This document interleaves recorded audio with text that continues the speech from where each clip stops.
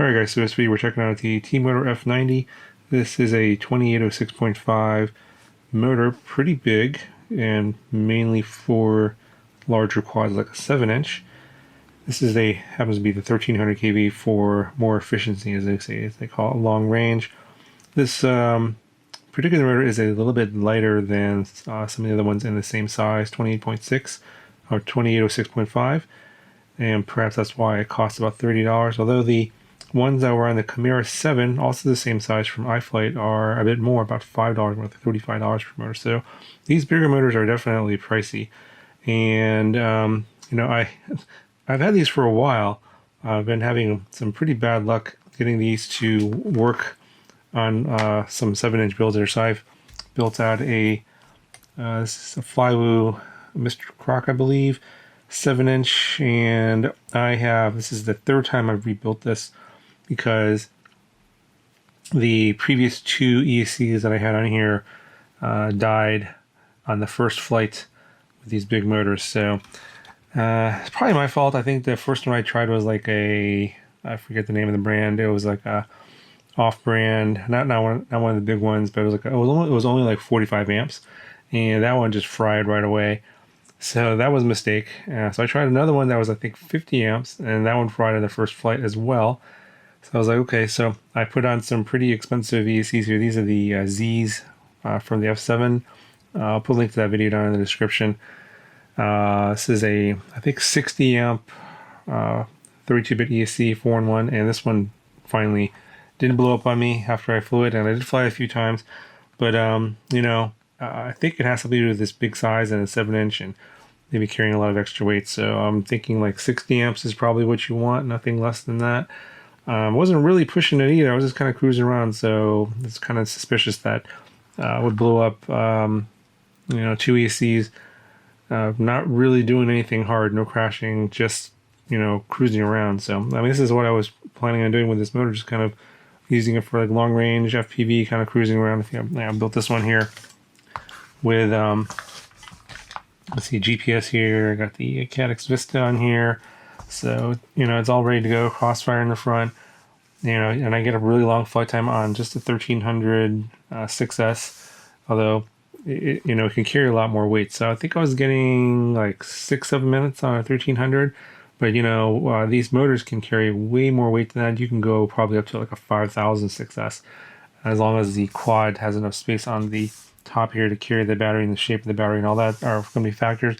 But that's kind of the reason why you would want to go with something of this size, is to carry a lot of battery to go for longer flights. So if your intention is not to really have super long flights, and you don't want to be carrying a lot of battery around, then you can build a 7-inch with a smaller motor, like a 2508 or 2507, something like that. You don't need to go up to a 28 size. Although as the weight increases, you lose more control of the prop, so it feels very mushy, and when you try and fly it around. So I had another video, I think it was called like Bigger is Better.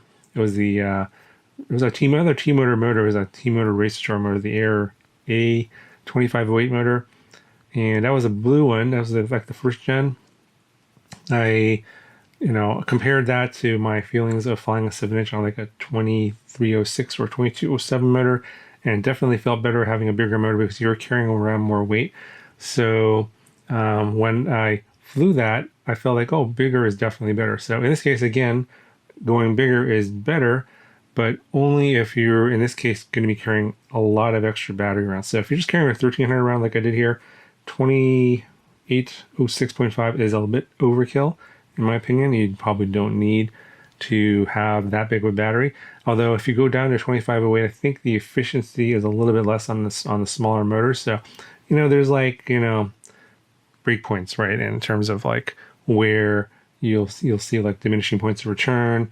And there's a lot of people out there that are doing these kind of builds that have said that the range of the battery that you use, or the range of the motor that you use, depends on the size of the quad, the weight of the quad, how much battery you're carrying around. So there's a lot of factors involved in terms of determining which motor is going to be the best motor for what you're going to be doing.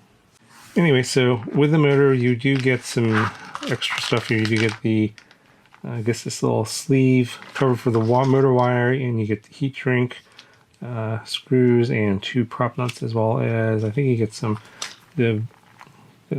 extra washers, I believe. Yeah, extra washers there for the bearing.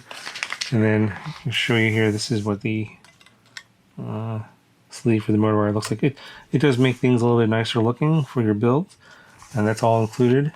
And here is at the bottom of the motor, so you have a set screw here for the bearing. It's a fairly large bearing, and you have a nice solid copper stranded wire.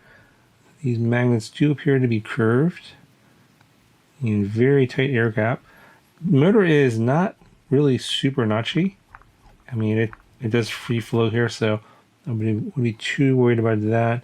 There is no lip here to protect the motor wire from touching the bell, but it's not likely to happen. There's enough space here that that's pretty unlikely to happen, so I wouldn't be too worried about that. Here's a look at the side and the top. You have a bit of raised material here on the top of the bell to grip that prop so it doesn't slip.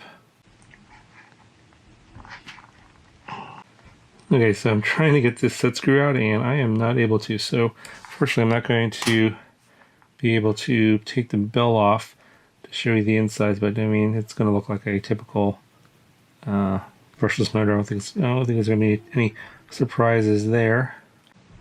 All right, so here's what the motor weighs with all of the wire. 46.6 grams. I think the weight without the wire is like 41 grams. If I remember correctly from the specs on the other motors out there, this is about a gram and a half to 2 grams lighter than a lot of the other ones that are in the 2806 size class, or 2806.5 size class. Okay, so overall, I would say that's a pretty solid motor. I mean, it's pretty pricey. Performance is good. It's very smooth, and I didn't have to do a whole lot of tuning. You get pretty good flight times and good performance out of it. Now, the question is, is it really worth $30? That's kind of up to you, how you feel about T-Motor, and, it's a premium motor company. You can be, is it worth the price?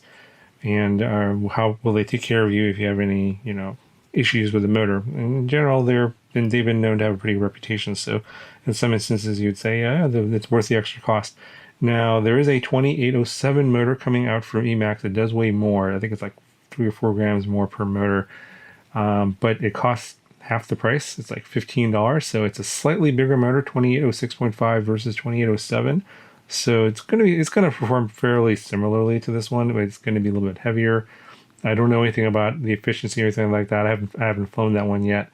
That's the new Eco 2 series. I did fly the 2306, and it seems to have performed fairly similarly to other 2306 motors. So I expect the same on that 2807, but it's a budget motor, so there might be some issues and flaws with that one. Hard to say this one because I haven't even opened the box up on that one, but I do know that it's a similar size motor to this one, and it's half the price. So things to keep in mind. That video will be coming out later. I don't know exactly what I'll be putting that on yet, but I'll have to put that on another 7-inch frame and do a comparison to this one. So stay tuned for that video. Here's some more flight footage from this guy, and I'll talk to you guys in the next one.